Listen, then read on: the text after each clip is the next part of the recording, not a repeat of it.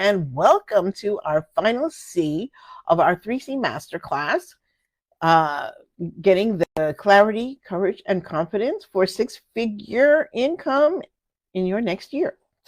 And before we get started, I just want to remind everybody, the reason why I say in your next year is that, I tend not to go so much by the calendar year. Okay, it's artificial anyway. Okay, let's be real. Because when on earth would the new year, the new life, the new whatever coming forward start in January where everything is frozen over? The new year used to be in March. So I consider this all to be man-made fabrication. So your new year starts whenever you're ready. And there's never a bad time to kind of press that reset button that starts things over for you, so that you can start whenever. You don't have to wait for a particular day, time, hour, events, or happening for you to just dig in and get started with creating the life you dream of, desire, and deserve. So here we go. Today is our final C, which I love, which is, I'm wearing my red today, which is confidence. Confidence to move forward. And how do we describe confidence? And we really describe that as the assuredness that things will go well for us as we move forward. That's what we're really looking for. To be honest, in some ways, we are looking for that guarantee that things will go well. Because who wants to step forward and know they're going to fail? I don't know anybody. Okay. I think we all want to step forward in confidence, knowing that we can be successful, that we can handle the success if it comes too, and that we will be doing what is best for ourselves without making mistakes. And I know that sometimes, especially with us seasoned women, we've been around for a while. We've made a few mistakes. We've made a few missteps. We've had a few mishaps. And so the tendency can sometimes be to kind of close in and say, well, I'm not going to take that risk anymore. I'm not going to open myself up, like we were talking about yesterday, having that vulnerable heart where there's the possibility that something might go wrong. And so this is why we, especially the older we get, the more confidence in ourselves we need to move forward in ways that are really going to be beneficial to us, and that will bring us the greatest joy and reward. So I want to start out today. Yesterday was the first day of May, and I'm going to just give us a little blessing for this new season coming upon us, the season of Beltane, as some people venerate, and then and also just this Taurus season. My mom was a Taurus, and so I really love to honor this kind of energy. And so I just want to give us all a little blessing, and that wish that whatever you desire in May will be yours.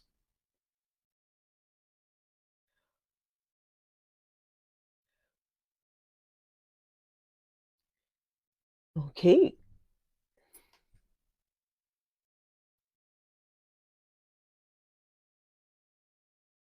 Okay. Beautiful. Now let's get on to our program for the day. And I want to tell you, start out by telling you just a little bit of a story from my own life. And I have something that I also want to tell you is I talk about myself a lot, not because I'm narcissistic. Well, maybe I am. I don't know. If I was a true narcissist, I would not know. But I feel very comfortable telling stories from my own life, and that even if sometimes my clients give me permission to talk about their lives, I don't always feel comfortable doing that, because sometimes we don't realize just how personal some parts of our story are. And I'm going to tell you a little bit of a personal story for myself today, and I hope it will help you as you conceive of what I'm going to talk about right now. And that is, many times we don't have confidence because we don't believe we are who we say we are, right? We get all the training, we get all the certificates, we even get all the experience. But when it comes time to create that business that we love and that can sustain us, we draw back from our confidence in ourselves because of something that we call imposter syndrome. Now, there are kind of two facets to imposter syndrome that I want to discuss. And the first one is that it's not really imposter syndrome. When you go into a space, a new space, you're breaking into that space where previously people like you have not been, such as, say, women were entering the workforce. It's not imposter syndrome if you feel unwelcome. You're not welcome. Okay? There is that vibration and that energy of people telling you that you don't belong there.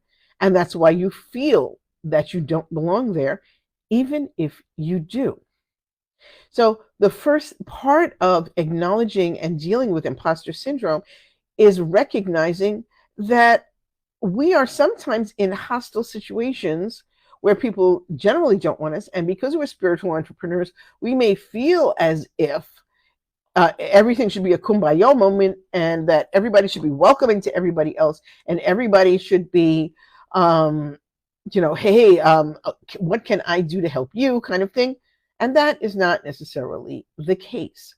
So the first thing that we need to recognize that may be that damp sponge on our confidence is that the space that we're going into or the thing that we're doing, some people may consider that the preserve of somebody else.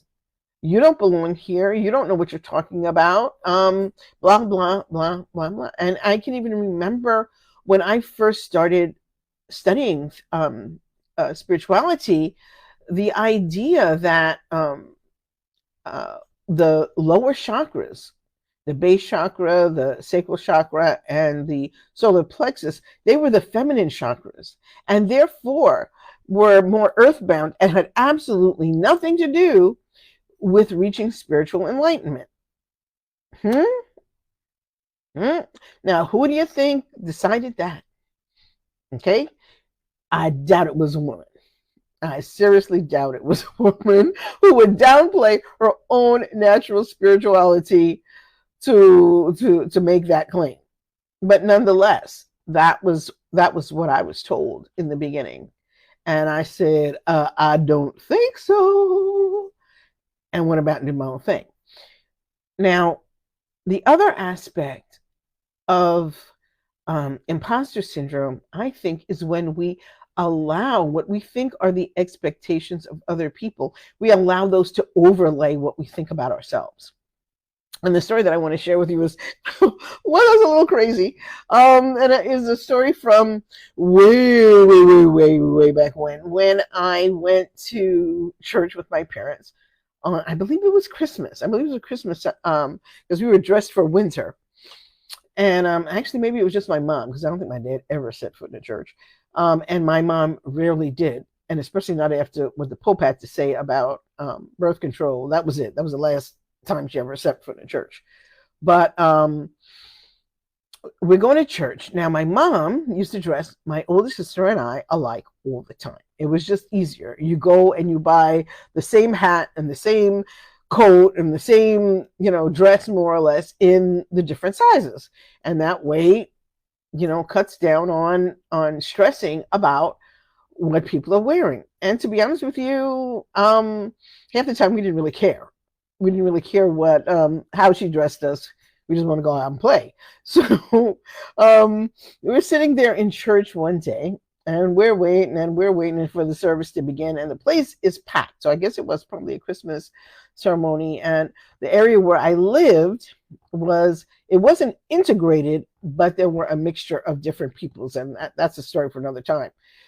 But we're sitting in a particular row, and the way they seated people was they just said, like, everybody go one after the other, so that there was a maximum capacity crowd gathered in the church. And so behind my sister and I are two little white boys who I'm assuming were brothers because they were sitting there with the same family together and they were talking and I could hear them while we're waiting for the service to begin. And they're thinking, these two look exactly alike. I think my sister had on blue and I had on olive green. Okay. And they said, that can't be right. One of them has to be fake. One of them has to be the imposter. And I remember distinctly hearing them say that. And they decided that they were going to, this is how they were going to vote on who they thought was the imposter. They were going to wet their finger and put a mark on the hat of which one of my sister and I they thought was the imposter. And both of them put the mark on my hat. I was the imposter because there couldn't be two people that were exactly the same sitting next to each other in church. And I mean, this was a very, childlike thing to do. There was no malice. There was no intent. They didn't know us. It wasn't, I doubt they could see our faces or anything to have made any supposition about what we look like, whatever. And yet, to this day, now this must have happened some 50 odd years ago, and I remember it like it was yesterday. And why did I remember it? Because I was the younger sister, and I eventually became a middle child, the dreaded middle child.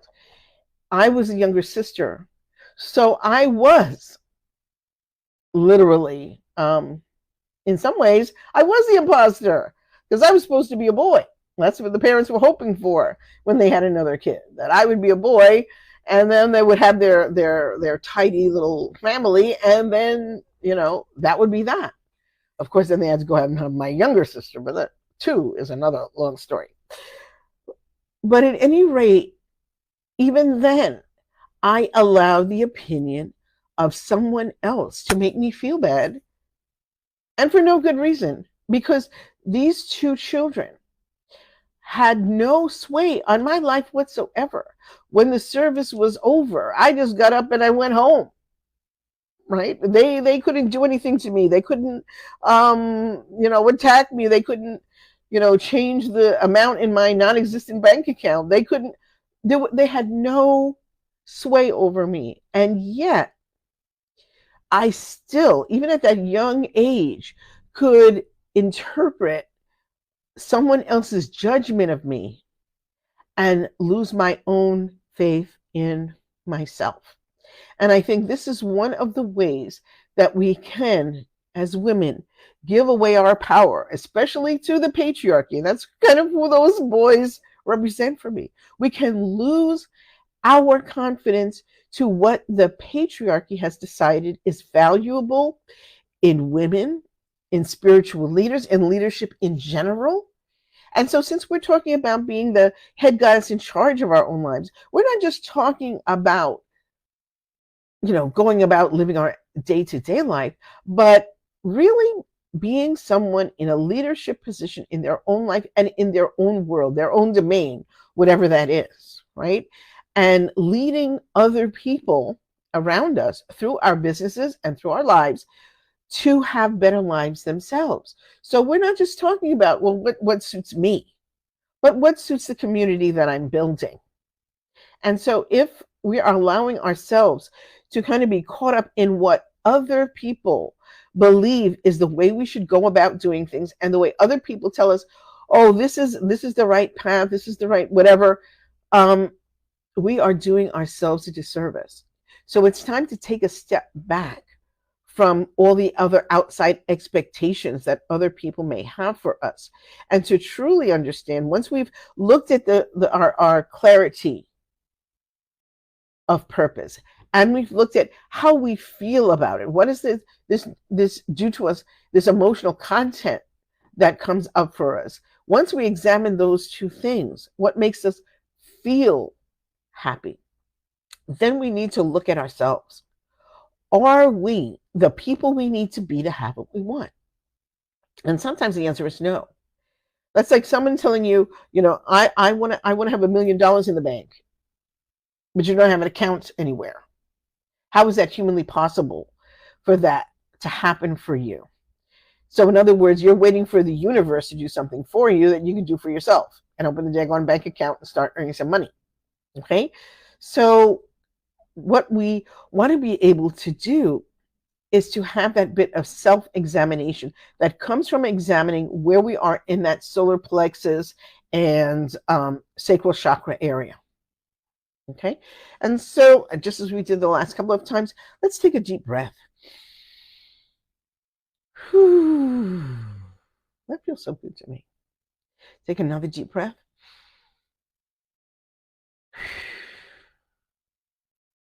And take a third breath and put your hands on your body, someplace where you feel like you're in contact with that kind of solar plexus, sacral area together. And breathe out any tension or heaviness or anything that's preventing you from just being totally relaxed in the moment.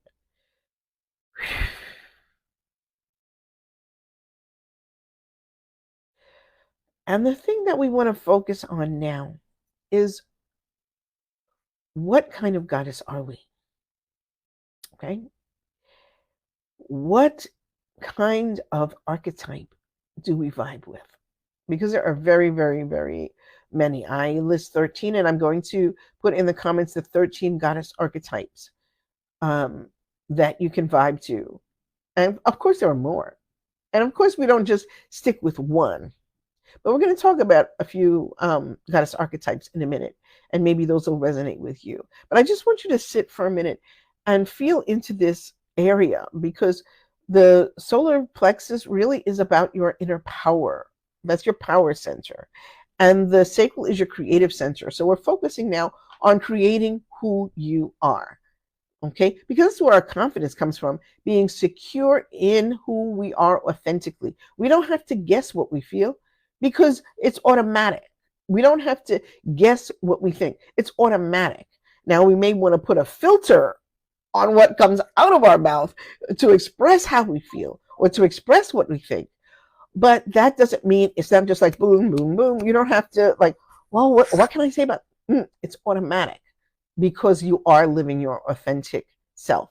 So let's put our hands here for a minute and just ask and intend that we sink into this energy. And I'm seeing it now as a beautiful swirl of yellow and orange together. Ooh. And just ask this energy to be with us for the rest of the time that we're talking together.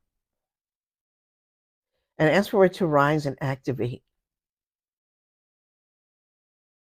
Ask for it to enlarge and expand so that it's encompassing not just this area of our body, but our entire body. Let it rise up and make a cocoon around us. And give us a vision of that inner goddess that each of us possesses. And for me, that inner goddess is your inner child that has been healed. So we may not have a completely healed inner goddess.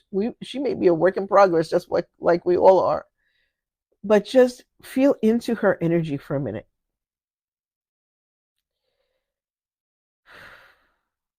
And when you feel into this energy, sometimes you'll get a name. You'll see flashes of memories, or you'll see flashes of images that will come up. And just hold on to those, because this is how you can know that you're really tapping into this energy for yourself. And when you feel you have a really good connection, you just relax a little bit.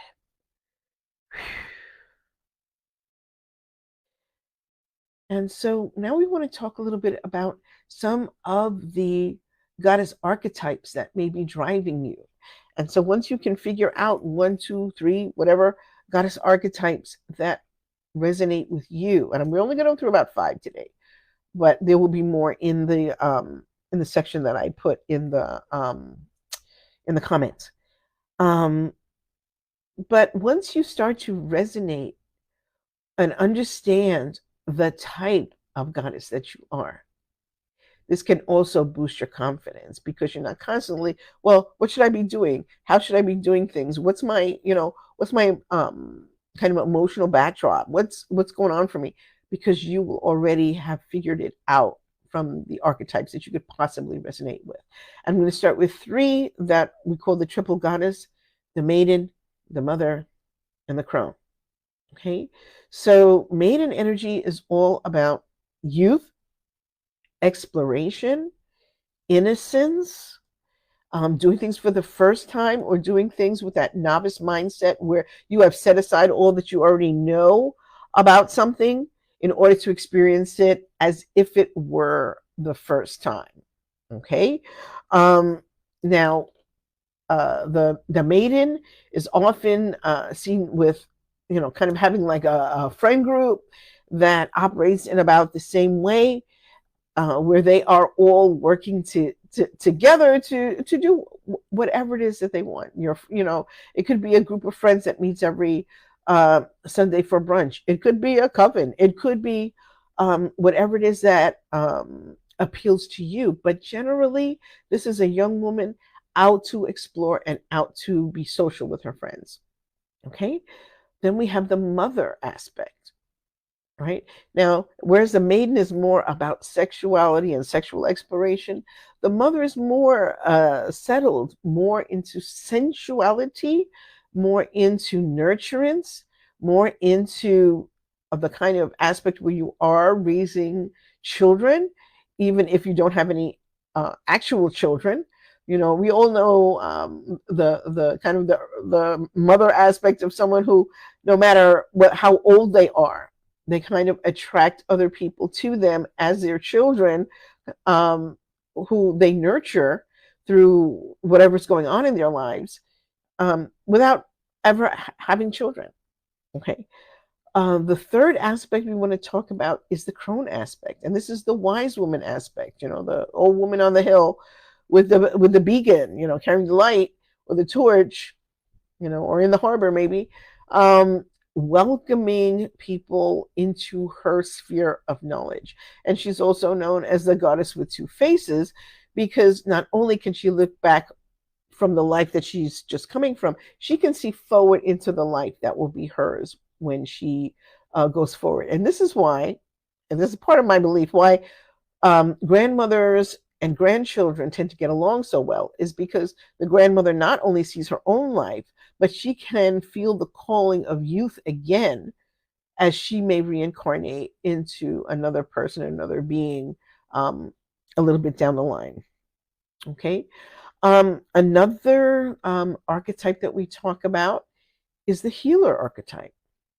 Now, especially people who want to have spiritual businesses, this may actually be the archetype that most resonates with you, because you do want to come out into the world with your own special unique gifts and talents, so that you can help others overcome what's happened in their life to become more whole, more complete, and more authentic.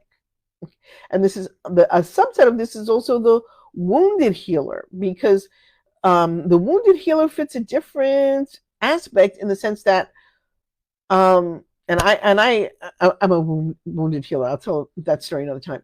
But what we're really talking about is having healed yourself first, and thereby being able to heal someone else, because you know what it takes to heal someone else, because you've done it yourself. Okay, and to some degree, I think the best healers are the ones who can say, I came back from this trial or tribulation, and I came back stronger and in a better position than I was before whatever it was happened to me. And now I'm here to help other people go through the same thing. Okay. Now there's also the archetype, and I put these two a little bit together, of like the queen and the priestess, right? And I see the priestess as maybe a little bit older version kind of the maiden. The maiden who was kind of running around with friends when she's younger, then becomes the leader of the pack. And she is the one with knowledge and guidance that she can share with others. But she's still independent. She's still very independent. Okay. We also have the queen archetype, where we're talking about another higher version of that maiden influence, or sometimes even the queen influence, where we talk about being the sovereign of our own existence. And that's a little bit about what HGIC is about, right? Being recognizing that you control you. You govern your situation. You are responsible for where you are. You are the one that dictates how things go in your domain. And the difference, I think, a little bit between the queen and the priestess is that the priestess really is more about the people, and the queen is kind of more about the queen. Okay, that doesn't mean she doesn't have subjects. I mean, if you look at any queen, they have subjects, but where is her attention flowing? It's more toward herself, her own goals, her own ideas, her own thoughts, than the priestess who was looking out at her people and saying, here's how I can help you. Okay, now there is nothing wrong with any of these goddess archetypes. Each one has its own benefits and has its own shadows. And so it really is up to you to explore how that energy feels on you, and that you can adapt and adopt different aspects or different ideas from these archetypes without embracing the entire package. And this is why I say, for most of us, we have more than one archetype, because we're more complex than just flat beings. You know, when we talk about archetypes, we're seeing a kind of a black and white or 2D, two-dimensional snapshot of what we're talking about. But we're 3D individuals. Okay, we are multi-dimensional beings. So the fact that one archetype might suit us this way and another archetype might suit us that way, and then we can kind of mix and match what calls to us, is very important, because the last thing that we really want to do is to get ourselves trapped in that 2D kind of two-dimensional thinking about ourselves, when that's not who we are. That's not who we are. What I would really like for us to do right at this moment is to put our hands back in that sacral area, right?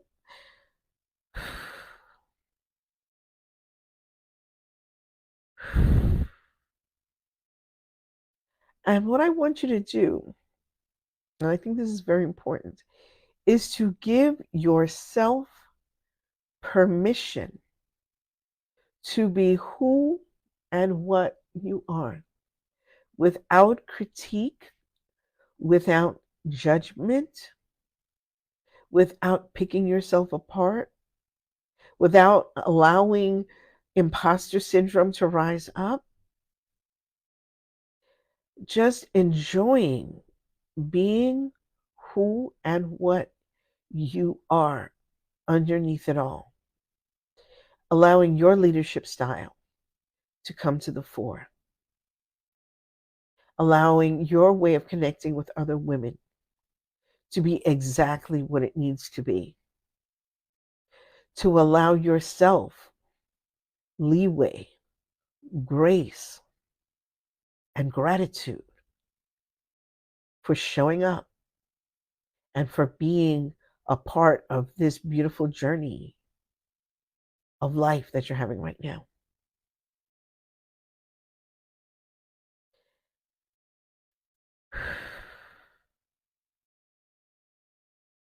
And I want you to take the highest symbol you know of healing, strength, and purpose, and I want you to put it on that area where you are right now.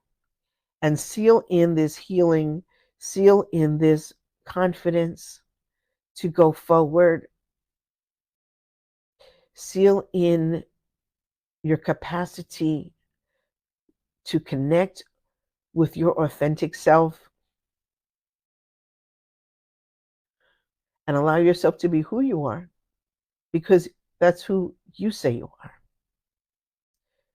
without needing permission or guidance from anyone else. Okay, and so now I want to talk just a few minutes about a program that I have coming up starting at the end of May. And it's called Move Into Your Mission. And we held the first one last year. It was a smashing success. We even had a book come out called I Am Enough. That was the result of the work that was done in this class together. And not only did we have people from the course join in, but people from outside the course. And the book that was produced from that class became a #1 bestseller on Amazon.com. So let me tell you just a tiny bit about this program. Now we're doing it a little bit differently than we did it last year, in the sense that we really this year we're really focusing more on the group coaching sessions and having a second session that is an accountability session, but we're going to get to that in a minute, okay? So if you are a spiritual, holistic, or conscious entrepreneur, you're a conscious creatrix, then you desire greater impact, influence, and or income. I don't really think that's an and or. I think it's, we all want all of that, right? If you are looking for a sharper focus and clarity for moving your business in the right direction, if you are trying to fill your practice with the right kind of clients, not just, accepting whoever shows up at the door, and if you want more calm, confidence, comfort, clarity, and courage in your business, this is the course for you. Okay? Because you know that you have a purpose to serve others on the planet, and you have a calling to create spiritual, conscious, or holistic business that will help others in a big way, but you're kind of stuck where you are. You're not really sure how to start or what to do or where to go. Okay? So this is the course for you. So let me ask you a question. How many of these statements describe you right now? You're not making enough money through your business to make it your full-time gig rather than your side hustle. You feel stuck or frustrated with the lack of momentum in your business. You lack confidence that you can take your business to the next level. You lack focus to make plans for expanding your business in a meaningful way. You're afraid to be visible. And here I think is the big one. And this is where the confidence comes in. You are afraid to be visible as a leader in your expertise area. And I think sometimes if you're afraid to be a leader in your life, if you're afraid to be visible in your life, you're definitely going to be afraid to be visible in your business. Okay? You can't prioritize or gain clarity to move forward towards your goals. If 2 or more of those you said yes to, this may be the program for you. Okay? So what we really focus on in Move Into Your Mission are 3 things. We call them your VAP. Visibility, how you're seen for yourself, how you see yourself, how your company is seen, what your business footprint is. Accountability, are you taking responsibility for everything that's going on in your life and your business? And your profitability, are you able to sustain yourself? Because there's nothing that dampens confidence more than having a beautiful program, having a beautiful idea for helping others, and no one shows up at your door. That is just confidence sapping, and there's no reason to feel that way. So here's kind of what we do with Move Into Your Mission. We have a kickoff call for everybody to meet and greet and engage, and all of this is done online. So it's an online program, not in person. Okay. We get, as I said, the 2 coaching calls per week. One is the group call. The second one is the accountability call, where you get to work on the things that you're supposed to be doing for that week. And we can give you all kinds of support during that call to make sure that you are on track with what you say you want to do. Not us telling you what to do, but what you say you want to do, and we will keep you on track for that. Okay, there's a 150-page reflection manual right here. which is a beautiful guide. We have meditations for clarity, confidence, and courage, worksheets and handouts, and we will also have a private group, not on Facebook, because you know how disillusioned I have been getting with Facebook. We will not be on Facebook, but it will be a private group where everyone can meet, greet, talk, chat, do whatever they like over there, and to help each other out through the process. Okay. So basically, what we do in this program is we work on 8 different aspects of your business, starting from the most esoteric, like just what is your, what is your connection with your own, spiritual business? What does that look like? All the way down to working on different systems you can have within your business to help things run smoothly. Okay. And so what we really want to focus on, there are some bonuses and whatever, like my Breakthrough to You program, a journaling program, different things. But what I want you to think about when you are considering whether or not you would like to join, move into your mission, is, are you really ready to start?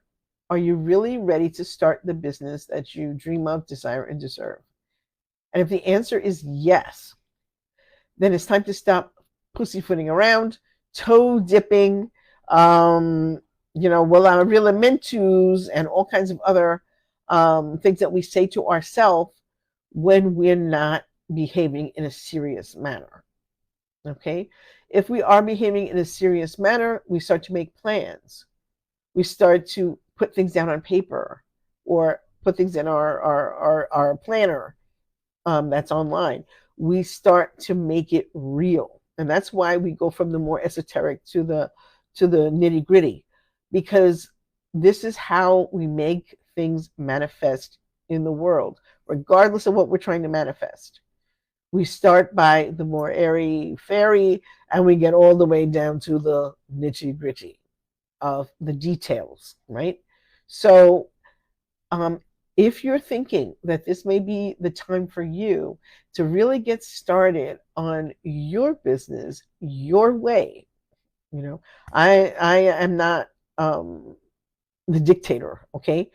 I am the chief cheerleader, information provider, support, but I'm definitely not the dictator.